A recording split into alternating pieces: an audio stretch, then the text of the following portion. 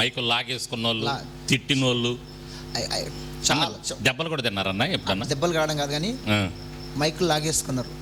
ఒక మాటతో చెప్పాలంటే ఒక 20% మెచ్చుకుంటారు, 80% నెట్టేస్తారు.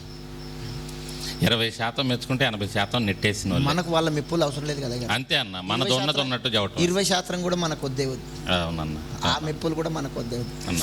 ఉన్నది అన్న మీరు సరే బయట వ్యతిరేకతలు, ఇంట్లో కూడా వ్యతిరేకతలు వచ్చినాయా ఏమన్నా? మీ ఇంట్లో నుంచి కూడా మీ తోబుట్టువులు వాళ్ళు, మా తోడుబుట్టులు ఏమి వ్యతిరేకం లేదయ్యా. వాళ్ళందరూ రక్షణ పొందారన్న. కొంతమంది ఫోన్లు చేశారు, ఏం గిట్లా రాసిన పాటలు అని, అంటే మూతలకు రంగులు వేసుకోవద్దా, కనుబొమ్మలు. ఫోన్లు కూడా చేశారా? చేశారు. తిట్టారు, కొంచెం బెదిరించారు. అమ్మ వాక్యంలో ఉంది కదా, అందం మోసకరం సౌందర్యం వ్యర్థమని. మనం మాధురి దూప్తలం సరి లేకపోతే మరి వేరే వాళ్ళు తోగదప్పుతారు కదా అని కొన్ని మాటలు అసంటోళ్ళతో వాదించాం మనం. అవునా?